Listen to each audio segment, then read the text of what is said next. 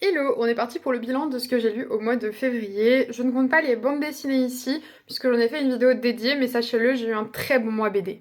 J'ai commencé le mois avec Novecento de Alessandro Barrico, une vraie pépite. J'ai beaucoup apprécié, ça se lit à voix haute.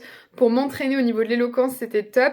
Ça parle de l'histoire d'une personne qui a grandi sur un bateau. Elle est née, elle y est restée, elle n'y est jamais sortie, et c'est un prodige du piano. C'est très poétique, vraiment pépite. Je sais pas si j'irai relire d'autres livres de cet auteur, mais j'ai beaucoup apprécié.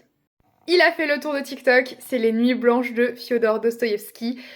Au début, les 5 premières pages, j'étais en mode mais dans quoi je m'embarque, qu'est-ce que je fais? Et là, je vois le début de la véritable histoire commencer, et j'adore, je suis dedans, et je ne quitte plus ce livre. C'était la première fois que je lisais du Dostoïevski. En fait, je voulais le lire avant de lire Crime et Châtiment, parce que j'ai peur de me lancer dans Crime et Châtiment, 1000 pages quand même. Et bah maintenant, je n'ai plus peur du tout. J'ai tellement aimé, j'ai plus peur de me lancer dans Crime et Châtiment. On change de registre, j'ai lu Sun Nudes de Saba Sams, j'ai pas du tout aimé, j'ai mis 1 étoile sur 5. Ça a été une cata. Je suis désolée pour les fans de l'autrice et les fans de l'ouvrage, c'est des nouvelles autour des femmes et de leur corps, et j'ai pas du tout aimé la manière dont c'était écrit. C'était assez déprimant aussi, bon ça à la limite pourquoi pas, parce que ça peut être un style, c'est pour parler de la thématique qui est pas non plus très joyeuse, mais j'ai pas du tout aimé l'écriture, désolée. Ensuite, j'ai lu Un lundi parfum matcha, 2 étoiles pour moi. Franchement, c'est trop simple.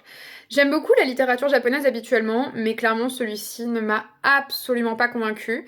Je suis désolée, la couverture est très mignonne, donc je vais le garder dans ma bibliothèque pour la couverture.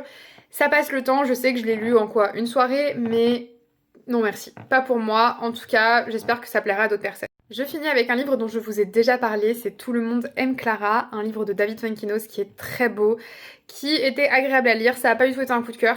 Pour le coup, j'ai mis 4 sur 5 sur Goodreads, c'est plutôt un 3,5 sur 5 comme j'ai mis sur Babelio. Ça reste une lecture à faire, forcément moi qui suis fan de David Fuenkinos, je l'ai faite et ça m'a plu, j'ai passé un moment qui était plutôt agréable. Il y avait des citations qui étaient cool, mais bon, sans plus. En tout cas, je sais que j'ai lu déjà un autre David Fuenkinos en mars que j'ai préféré.